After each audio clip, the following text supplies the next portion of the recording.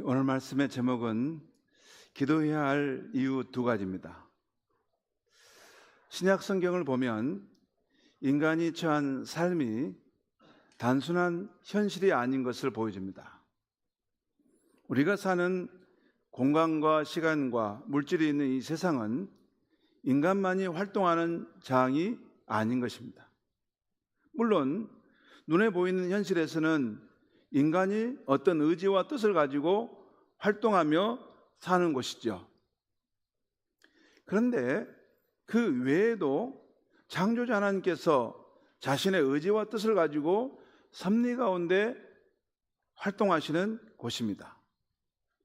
그래서 우리 크리스천은 이 세상을 살아갈 때 하나님의 섭리 안에서 우리가 사는 곳, 우리가 만나는 사람, 우리가 하는 일들이 영향을 받게 됩니다.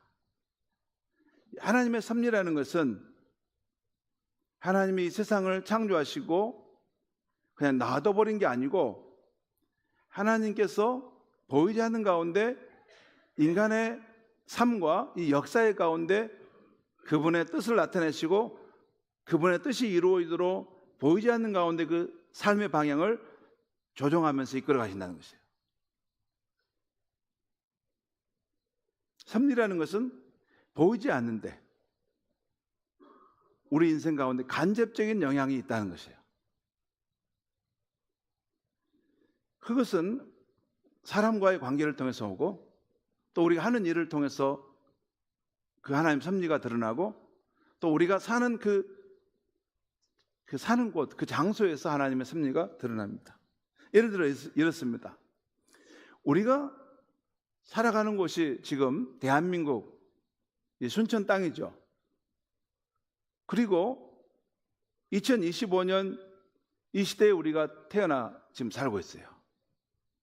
지구라는 이 행성이 얼마나 큰 나라들이 여러 많은 나라들과 사람들이 삽니까?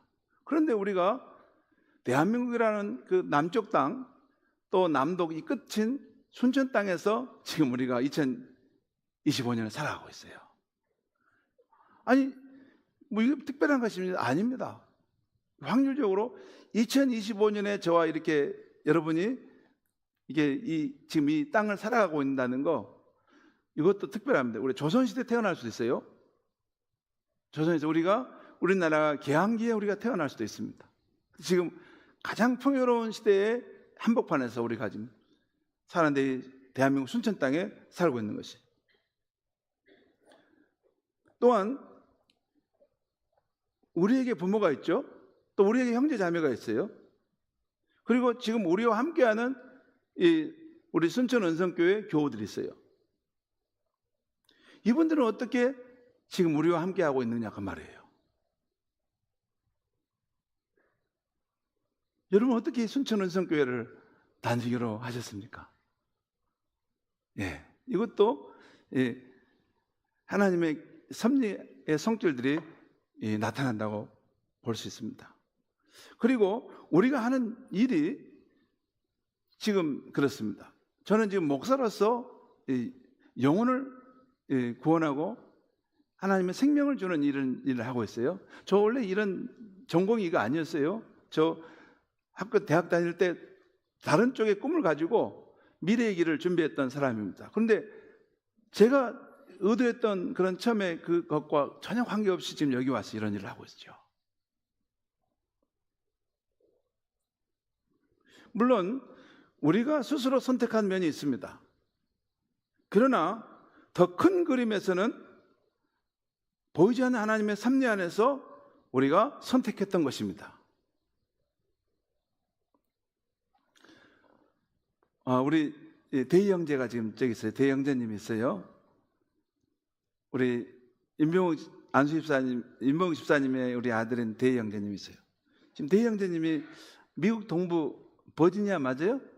예, 버지니아. 거기 리치먼드시 맞아요? 예, 아무튼 버지니아에서 거기서 지금 생활하고 있어요. 근데 원래 우리 대희 형제가 순천 땅에 살았어요. 근데 미국 동부로 그 버지니아 주로 가서 지금 살게 된 거죠. 어떻게 갔을까요? 이게 신기하지 않아요? 어떻게 하다 보니까 그렇게 간 것 같은데 보이지 않는 가운데 하나님이 어떤 일을 통해서 누군가의 그런 사람과의 만남을 통해서 그 계기가 열리고 가게 된 것이죠. 아마 물어보면 다 나올 겁니다. 우리 교회 장로님 한 분은 우리 교회에 등록하게 되었는데 꼭 우리 교회에 오려고 했던 것은 아니라는 것이에요. 여러분 그 말 아시겠어요? 우리 교회 등록해서 지금은 장로님으로 잘 계시고 또 이제 하시는데 원래 처음에는 내가 이 교회를 꼭 오려고 했던 거 아니라는 거예요. 그런데 이 교회에 등록하고 이 교회에 지금 잘 섬기고 있다는 거죠. 여러분은 왜 순천에 많은 교회가 있는데 이 교회에 등록해서 우리 한 가족으로서 영적 가족으로서 신앙생활하고 있습니까? 보이지 않는 가운데 하나님이 섭리하시는 그 손길이 있는 거예요. 그래서 우리 크리스천들은 어떤 환경이든지 이 하나님의 섭리와 뜻을 살피면서 그 안에서 우리 인생의 길을 찾으려고 하는 것입니다. 자, 그런데 우리가 사는 이 세상은 첫 번째 인간의 의지, 두 번째 하나님의 의지와 활동, 섭리, 이것 말고 또 제3의 의지를 가진 존재가 영향을 미치는 곳이기도 합니다. 그 존재는 신약 성경에 자주 언급되는 마귀, 사탄입니다. 마귀는 한자고 사탄은 헬라어를 근거로 해서 영어로 표현한 것이에요. 둘 다 같은 의미인데 그 천사들 가운데 천사가 타락해서 이 하나님을 대적하는 그런 일을 하는 악한 영입니다. 그런데 그 가장 우두머리가 마귀고 사탄이고 그 밑에 악한 영들이 이게 또 수없이 많이 있죠. 이 마귀는 주로 하나님을 대적하여 인간을 유혹하고 파멸시키려는 일을 합니다. 이 마귀는 첫사람 아담을 꿰어서 하나님께 죄를 짓게 하면서 아담의 후손인 인간 세상에 영향력을 받게 되었습니다. 그래서 신약 성경은 우리 신자들에게 계속 이 마귀의 존재를 알리고 그의 공격에 대비해야 함을 말씀합니다. 신약 성경 말씀들을 보면 이렇습니다. 먼저 요한복음 13장 2절에 마귀가 벌써 시몬의 아들 가룟 유다의 마음에 예수를 팔려는 생각을 넣었더라. 그러니까 예수님의 12제자가 있는데 그 중에 하나인 가룟 유다에게 마귀가 그 마음속의 생각에 예수를 팔려는 생각을 집어넣어줬다는 거예요. 사람이 어떤 걸 생각한다는 것은 자기가 생각하는 것도 있지만 마귀가 줄 수 있는 생각도 있습니다. 두 번째, 에베소 4장 26절 27절에 분을 내어도 죄를 짓지 말며 해가 지도록 분을 품지 말고 마귀에게 틈을 주지 말라. 여러분, 우리가 화를 내고 분을 낼 때가 있지 않습니까? 그런데 이것이 죄를 짓는 것과 연관될 수 있고 또한 이 분을 내고 화를 내는 것을 멈추지 못하다 보면 마귀가 그 가운데 이렇게 들어와서 역사할 수 있다는 거예요. 그래서 인간의 마음을 더 파괴적으로 만들어서 이 가정도 어떤 공동체도 무너뜨려 버리는 이런 일을 행할 수 있다는 거죠.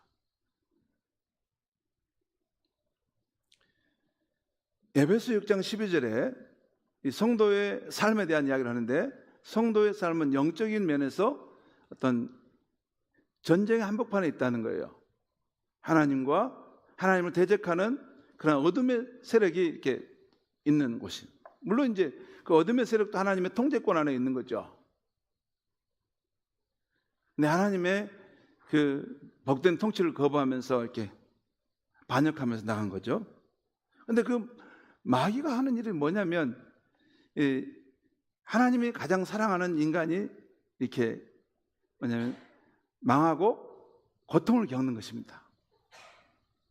그래서 하나님께 슬픔을 주려고 하는 거예요. 그래서 마귀는 항상 인간이 하나님과 연결되는 것을 차단합니다. 절대 구원받지 못하도록 막아요. 그래서 이 마귀의 관계를 능히 대적하기 위하여 성도들은 하나님의 전신갑주를 입어야 한다는 거예요. 전신이란 말은 온몸에 갑주, 갑옷을 거치는 것을 입어야 한다는 거예요. 머리에 구원의 투구를 쓰고 또 가슴에 의의 흉배를 갖추고 또 허리에 진리의 허리띠를 메고 또 다리는 평안의 복음의 신발 신고 또한 손에는 믿음의 방패를 들고 성령의 검을 가지고 그것을 항상 내가 그것을 입고 있는 것처럼 생각하며 마귀를 대적하고 나아가야 된다는 거죠. 요한일서 3장 8절에는 죄를 짓는 자는 마귀에게 속하나니 마귀는 처음부터 범죄함이라. 하나님의 아들이 나타나신 것은 마귀의 일을 멸하러 하심이라. 죄를 짓는 것은 마귀와 연관되는 그런 활동이라는 것이에요. 거기에는 꼭 마귀가 우리를 충동시하는 부분이 있다는 거죠. 그리고 하나님의 아들 나타나는 거. 하나님의 아들 누굽니까? 예수님이십니다. 예수 그리스도. 그분이 이 땅에 오신 것은 영적인 존재인 마귀의 일을 멸하려고 하는 거예요. 인간의 삶을 공경에 빠뜨리고 실패하게 하고 파멸시키려고 하는 영적인 존재인 마귀를 차단하고 멸하기를 위해 오셨다는 거예요. 왜냐하면 마귀가 사실 여러분 국가적으로도 전쟁을 일으키는데도 지도자들의 마음을 움직이기도 하고 정치 집단의 그런 마음들을 한쪽으로 몰아가서 전쟁도 일으키고 한 가정에서 한 가장의 마음을 흔들어 놓고 또 뭐냐면 어머니의 마음을 흔들어 놔서 그 가정을 이렇게 풍지박산낼 수도 있어요. 그러니까 이것을 마귀를 멸하라고 위해 예수님이 오셨다. C.S. 루이스는 자신의 책 스크루테이프의 편지 서문에서 우리는 영적 존재인 마귀를 생각하는 것에 대해서 두 가지 실수를 한다고 말합니다. 하나는 마귀의 존재를 전혀 믿지 않는 것이에요. 또 다른 하나는 마귀를 믿되 지나치게 많은 관심을 광신자처럼 쏟는 거예요. 마귀를 전혀 믿지 않는 태도는 눈에 보이는 세계만 인정하는 유물론적 사고를 가진 사람은 마귀 없어 그렇게 생각합니다. 또 미신이나 영적인 사술에 걸려서 이런 광시자가 걸려있는 광시자들이 빠지는 그런 실수가 있죠. 중요한 것은 마귀는 이 두 가지 오류에 빠진 사람들을 똑같이 기뻐하고 열렬히 환영한다는 거예요. 마귀는 없는 거야. 마귀는 없으니까 그래 내가 다 하면 되는 거지. 이렇게 하는 사람도 환영하고 너무 마귀에 쏙 현혹돼 가지고 막 광시자처럼 마귀의 세력이 된 막 이렇게 사로잡혀 사는 사람도 마귀는 열렬하게 환영해요. 오, 내 백성들을 이렇게 다 관리해서 통제한다는 것이죠. 아무튼 인간이 사는 공간과 시간과 물질인 이 세상은 인간의 의지만이 활동하는 장이 아니라는 것입니다. 우리 그림으로 한번 보겠습니다. 자, 여기에 우리가 사는 세상이라고 한번 생각합시다. 우리가 사는 세상. 이게 공간이. 근데 여기에 인간이 이렇게 살고 활동하죠. 인간이 의지를 가지고 활동하죠. 그러니까 어떤 자기 뜻을 가지고 있고 그걸 이루려고 활동하지 않습니까? 인간의 활동이 있고. 두 번째는 하나님의 의지와 섭리가 있어요. 우리 인생 가운데. 큰 그림으로 보면 섭리라는 것은 보이지 않는 가운데 우리의 인생의 삶을 이렇게 이끌어 가시고 인도해 가시는 그 길이 있다는 거예요. 성경에 보면 그런 이야기들이 많이 나오죠. 그 다음에 세 번째, 이 마귀의 의지와 활동이 있어요. 그러니까 우리가 사는 이 세상에는 세 존재가 있다는 걸 알아야 돼요. 우리 인간도 의지를 가지고 어떤 것을 활동하게 하는데 하나님도 자유의지를 가지고 섭리 가운데 자신의 뜻을 이 땅에 이루어 가신다는 거예요. 때로는 사람을 부르신다는 거예요. 하나님의 나라를 이루기 위해서. 그런데 마귀는 또한 마귀도 있어가지고 거기서 하나님의 뜻이 무너지도록 실패하도록 그 가운데 인간의 삶 가운데 역사한다는 거죠. 하나님의 뜻이 실패하는 것의 가장 중점은 그 마귀는 인간이 실패하고 넘어지고 파멸을 하기를 말기를 원해요. 왜냐하면 하나님이 인간을 그렇게 사랑하시거든. 그러니까 인간이 잘 되는 것을 마귀는 싫어하고 인간이 이렇게 고통 가운데 패망하는 것을 원하는 거죠. 그래서 하나님께 슬픔을 주려고 하는 거죠. 그래서 예수님께서 오셔서 이 마귀를 멸하러 오셨다 하는 그 말씀입니다. 자, 이렇게 인간이 사는 이 세상은 이런 세 의지를 가진 존재가 살고 있다는 거예요. 오늘 아침에는 이런 우리의 삶의 현실에 근거해서 그리스도인이 기도해야 할 이유를 살펴보려고 하는 것입니다. 우리 신자에게 기도의 자리가 있다는 것이 얼마나 큰 축복이고 든든한지 모릅니다. 신자가 기도의 자리로 나아갈 때 무슨 일이 일어나는지 아세요, 여러분?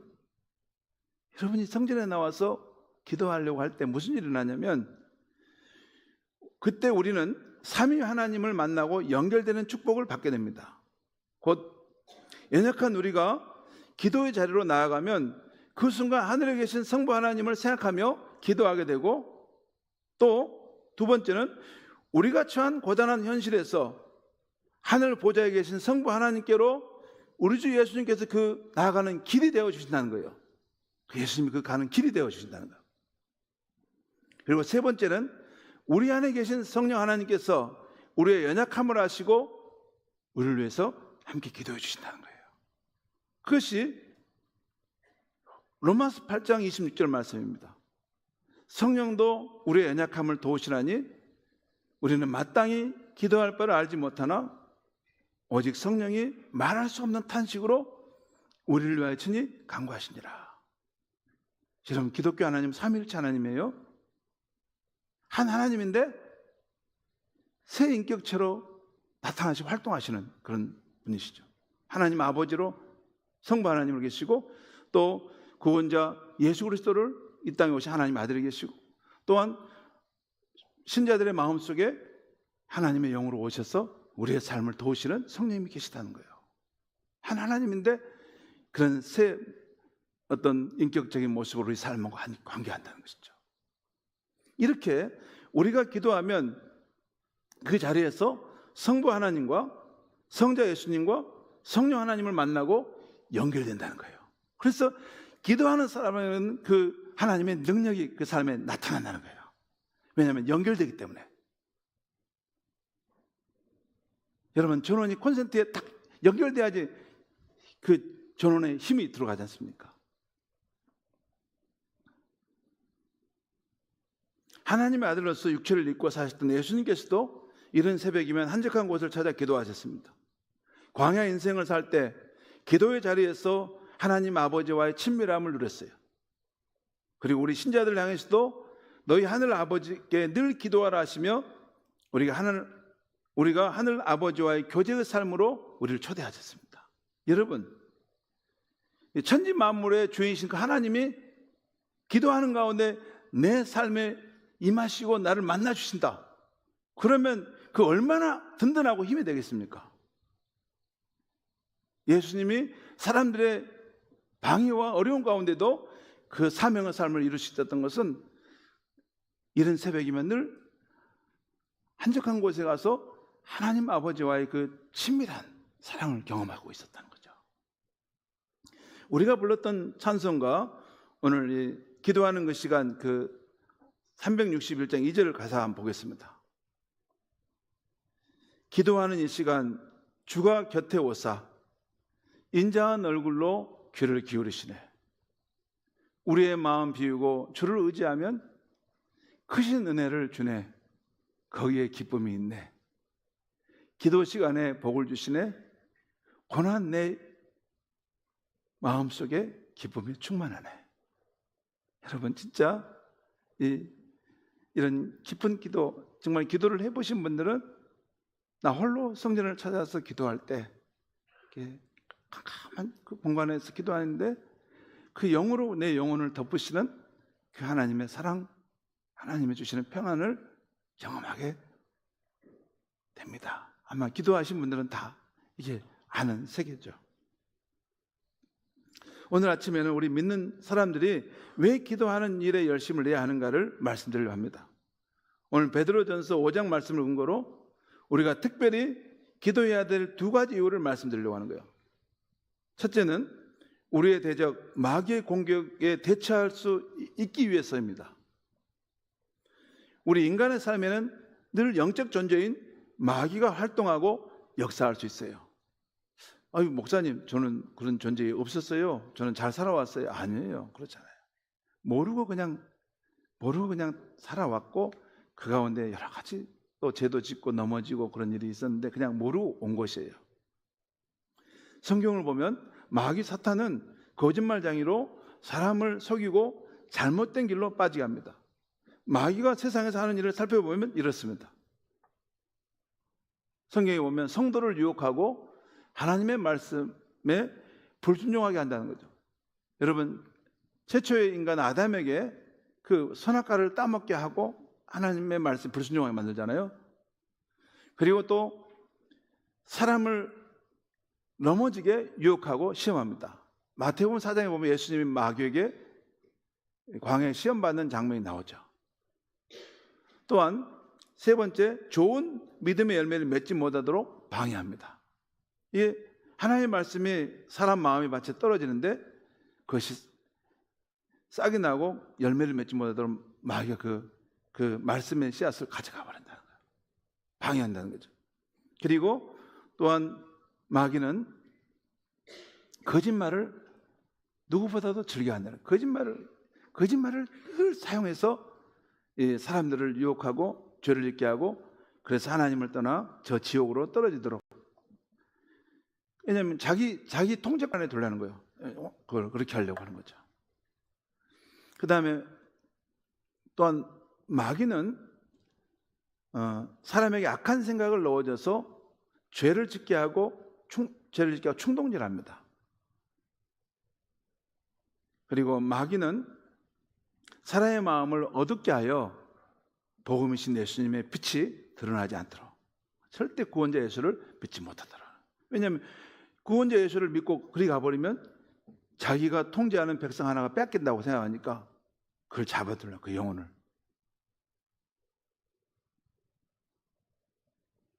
그리고 마귀는 우는 사자처럼 두루다니며 믿음이 약한 자를 삼키려고 이렇게 다닌다는 거예요. 여러분, 코로나 이후로 이렇게 믿음이 약한 성도들이 많이 발생하는데, 근데 그런 경우를 이제 삼키려고, 그래서 완전히 뭐냐면 구주 예수를 믿는 신앙에서 다 끊어 나가고 그냥 아무렇게나 살아도 되지, 세상에서 그냥 대충 살아도 어떻게 되지, 뭐 살다가 죽으면 무슨 일이 있겠지, 이렇게 사람을 만들어 놓는다고 말이에요. 마귀는 우리 인간의 약점을 잘 압니다.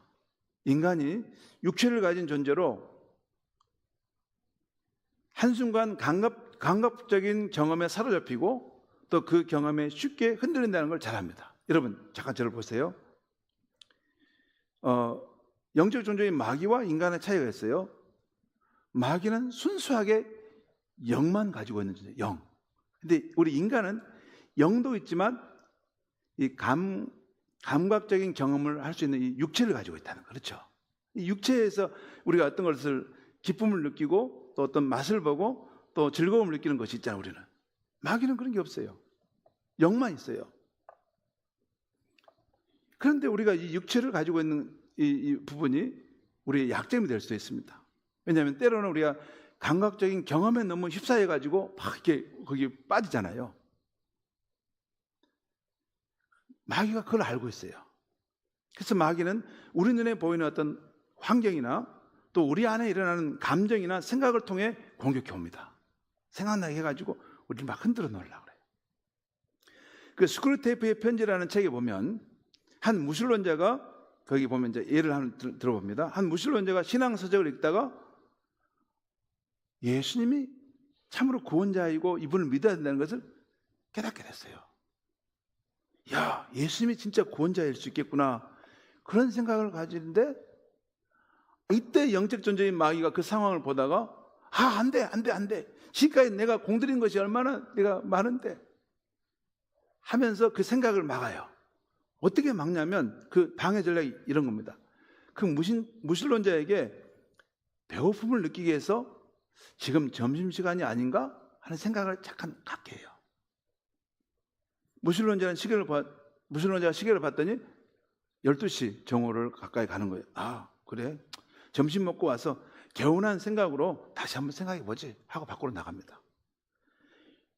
밖으로 나갔을 때 마귀는 그 석관신문이 나왔다고 외치는 신문팔이 소년을 보게 하고 또 73번 버스가 그 앞에 쉥 지나가는 것을 보게 해요. 그렇게 세상 가운데 이렇게 도시 한복판을 거니다가 눈에 보이는 것들을 따라가다가 무신론자는 맞죠? 그래, 맞지? 이게 바로 진짜 실제의 삶이지 하면서 조금 전에 참된 진리를 생각했던 것을 까맣게 잊어버리게 만들어요. 그렇게 해서 계속 이게 불신자의 삶의 길로 잡아두는 것이죠. 또 하나 이런 것도 있어요. 우리 신자들이 마귀의 계략에 자주 넘어지는 것이 있는데 이런 것입니다. 두 사람이 오랜 세월을 함께 살다 보면 서로 거슬리는 말투나 표정이 생기게 되죠. 그럽니다. 예를 들어 가정에서 부모가 자녀를 교육하다 보면 잘못했을 때 그러면 안 돼 하면서 인상을 쓰고 눈썹을 치켜 올리는 이런 표정을 지을 때가 있어요. 여러분은 전혀 그런 일 없는 것 같은 느낌인데 다 있습니다, 그게. 근데 그렇게 오랜 세월을 살다 보면 특정한 순간에 자신이 그런 말투와 표정을 나타낸다는 것을 자기만 몰라요. 왜냐하면 자기는 본 적이 없기 때문에. 그 얼굴 표정을 모르는 거예요, 말투를.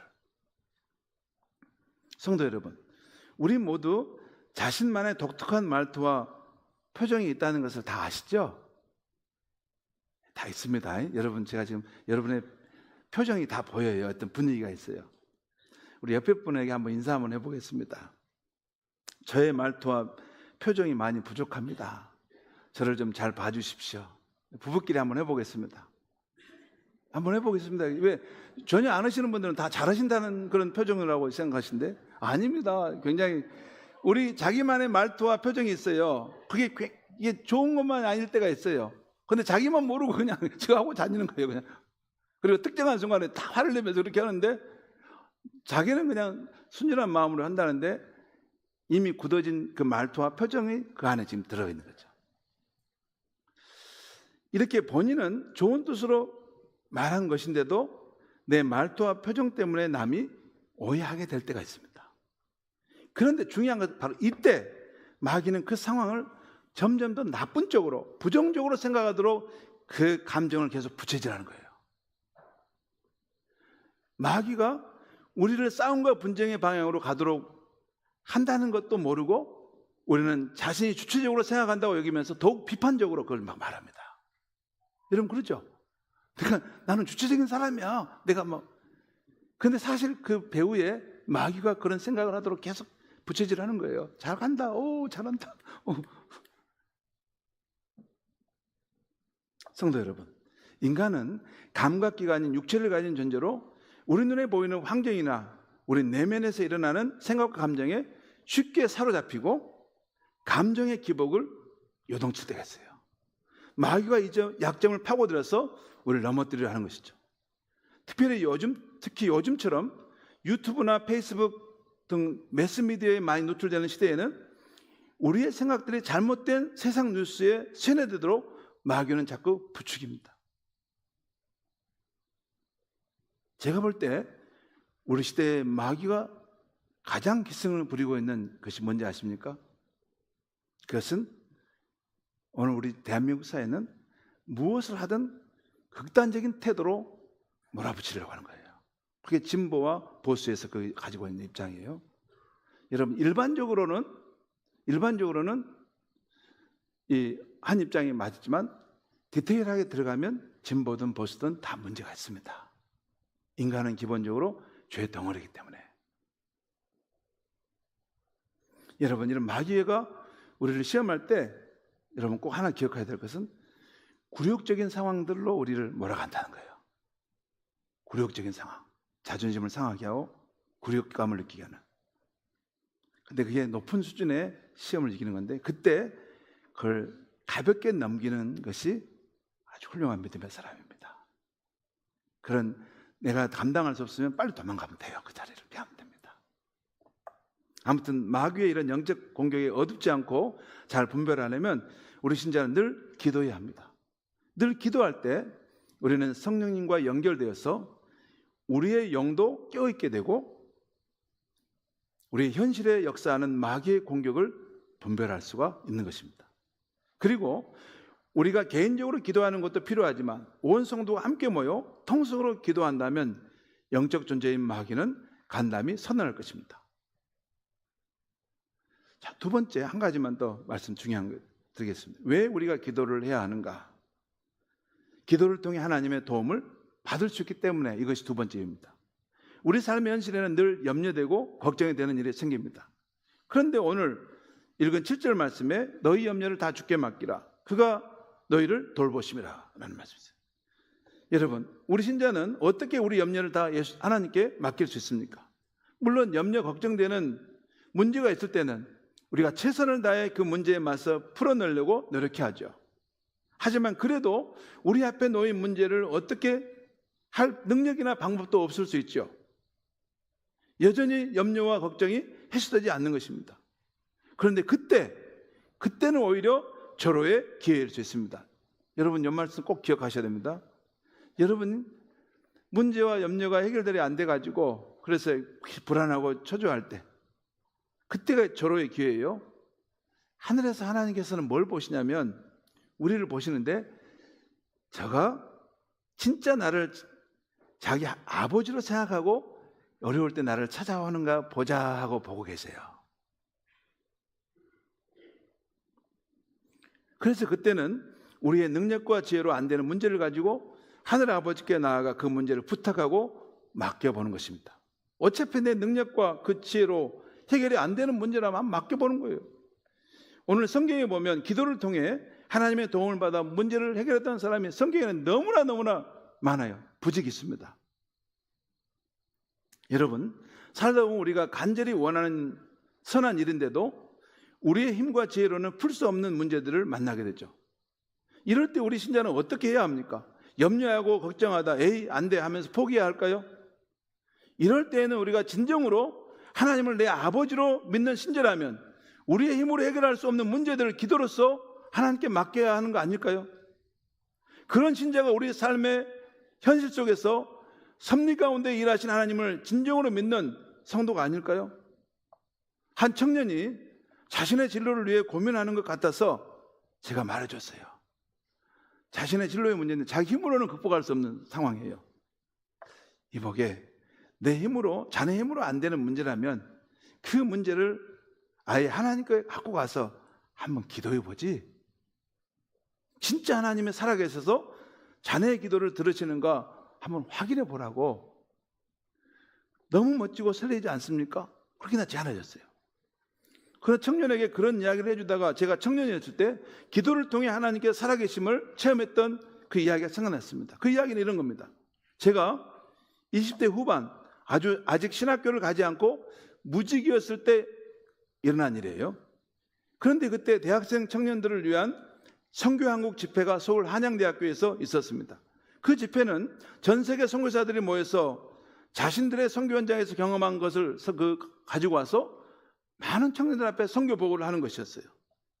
그때 저는 기독교 청년으로서 그 집회에 꼭 참석하고 싶었습니다. 내가 믿는 하나님 아버지께서 열방 가운데서 어떻게 살아 역사하시는지를 알고 싶었어요. 그런데 참가비와 교통비를 포함해서 그 한 20만 원 정도인데 제가 아직 무직인 청년이라 직장이 없어서 돈이 없었습니다. 사모하는 마음은 간절한데 그렇다고 부모님이나 가족들에게 돈을 빌리고 싶지는 않았어요. 그때 그런 마음이 들었습니다. 만약에 하나님께 살아계시다면 내가 이렇게 간절히 사모하는 마음을 아시지 않을까? 그래서 아무에게도 말하지 않고 한 20여일 정도 남았는데 혼자 기도하기 시작했습니다. 하나님이 어떻게 일하실까를 생각하면서 마음이 설레기도 했습니다. 집에서 생활하면서 제 마음은 그 기도 제목을 안고 날마다 하나님이 어떻게 역사하실까를 생각하고 기도했어요. 20일 남았으니까. 그런데 참가비를 은행에 입금해야 하는 마감일이 하루 정도밖에 안 남았는데 아직 돈이 어디서 생기는 것이 없는 겁니다. 그날 저녁까지 기다려 봤는데도 아무 일이 일어나지 않게 되자 이거 아닌가 보다 조금 실망하고 제가 밖에 나가, 그때 공중전화 박스가 밖에 있었어요. 그때는 공중전화 박스에 가가지고 제 친구한테 전화했는데 그 친구는 직장을 가진 친구였어요.